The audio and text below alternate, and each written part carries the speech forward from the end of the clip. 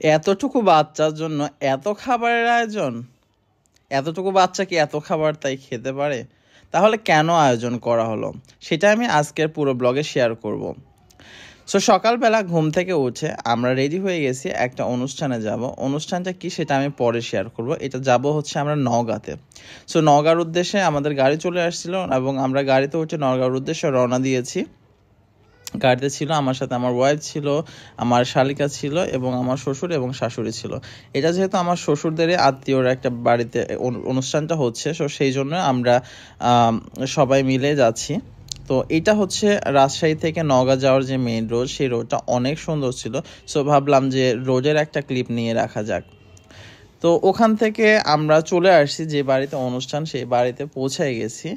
So এই বাড়িতে আমরা প্রোগ্রামটা হচ্ছে একদম ছাদে, তিনতলা বাসার ছাদের ওপর প্রোগ্রাম হচ্ছে। সো আমরা এখন সিঁড়ি দিয়ে উঠতেছিলাম আর অনেকের সঙ্গেই দেখা হচ্ছিল, অনেকের সঙ্গে হাই হ্যালো করতেছিলাম।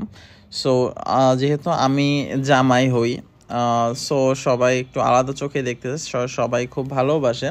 তো অনেকের সঙ্গে দেখা হচ্ছিল, অনেকের সঙ্গে অনেককে চিনি না, তাদের সঙ্গে নতুন পরিচিত হচ্ছে, আবার অনেককে চিনি, তাদের সঙ্গে কথাবার্তা হচ্ছে। তো এইভাবে আমি আস্তে আস্তে এগিয়ে চলে আসলাম ছাদে।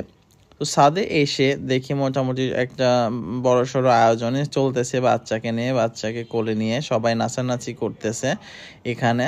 আসলে কেন নাচানাচি করছে, বাচ্চাকে নিয়ে কেন হই হুল্লোড়? আসলে ওই যে কোনো বিয়ে না, বাচ্চাকে সাজানো হয়েছে ঠিক কনে বিয়ে দেওয়ার সময় যেমনভাবে কনেকে সাজানো হয় গায়ে হলুদের সময়, তো সেইভাবে কনেকে সাজানো হয়েছে। কারণ এই মেয়ে বাচ্চাটার আজকে হচ্ছে অন্নপ্রাশন।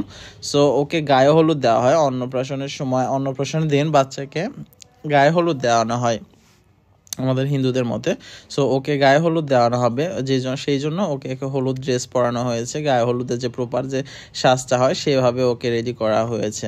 একটু কান্না করতেছিল কারণ ও তো আসলে এত কিছু বুঝবে না, সবাই ওকে নিয়ে নাচানাচি করতেছে, বাট ও তো আসলে বুঝতেছে না যে কেন ওকে নিয়ে এত নাচানাচি হচ্ছে। সো পরবর্তীতে ওখান থেকে ওকে মেন যে গায়ে হলুদের যে প্রোগ্রামটা আয়োজন করা হয়েছে সেখানে ওকে নেওয়া হয়েছে। এখন ওখানে ওর জন্য হলুদ রেডি করা হচ্ছে, কাঁচা হলুদ সবাই মিলে প্রক্রিয়াজাত করতেছে যে ওকে মাখানোর জন্য। সো ওকে এখন হলুদ মাখাবে। তো যারা যারা হিন্দু তারা তো জানেন, যে যারা অন্নপ্রাশন দেখছেন তারা জানেন, বা যারা দেখেন নাই, অন্যান্য ধর্মাবলম্বী যারা দেখেন নাই তারা হয়তো বা তাদের কাছে ভালো লাগবে বিষয়গুলা। আবার অনেকে নেগেটিভভাবে নিতে পারেন যে একটা ছোট বাচ্চাকে নিয়ে এত হয়রানি করানোর কি আছে, ও তো কান্নাকাটি করছে। আসলে এটা আমাদের হিন্দু ধর্মের একটা প্রোগ্রাম আর কি, বাচ্চার মুখে অন্নপ্রাশন দেওয়া। সো এইভাবেই দেওয়া হয়, বাচ্চারাও তো একটু কান্নাকাটি করবে, এটা ফ্যামিলির জন্য একটু আনন্দের ব্যাপার। একটা বড় প্রোগ্রাম করা হয়, যে যার সামর্থ্য মতো আসলে আয়োজন করে প্রোগ্রামটা। তো তারপরে এখানে যেহেতু এখান থেকে প্রোগ্রামের লোকজন সবাই হেঁটে গিয়েছিল, সো আমরা একটু পোজ দিয়ে ছবি তুলতেছিলাম, শুট টুট করতেছিলাম। সো একটু এর মধ্যে একটা ছোট ভিডিও করে নিলাম আমাদের।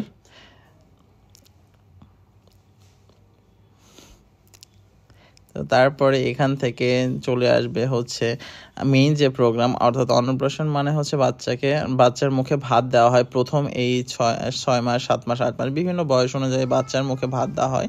সো এটা হলো মেইন প্রোগ্রাম। সো ওর জন্যই সব বিভিন্ন রকমের খাবার, মাছ মাংস, ভাত, পিঠা, এগুলো সব ধরনের আইটেম আর কি করা হয়েছে, ওর মুখে দেওয়া হবে। ও তো বেশি খেতে পারবে না, জাস্ট ওর মুখে খাবারটা ঠেকায় মুখটা এঁটো করে দেওয়া হবে। এটা হচ্ছে অন্নপ্রাশনের মেইন যে ফাংশন, এইটা হচ্ছে সেই অনুষ্ঠান। সো এইটার জন্য এত আয়োজন, এবং এই আয়োজনটা করে আসলে অনেকে অনেক বড় করে করে, অনেকে ছোট করে করে, যার যেমন সামর্থ্য তারা তেমনভাবে এটা আয়োজন করে আর কি।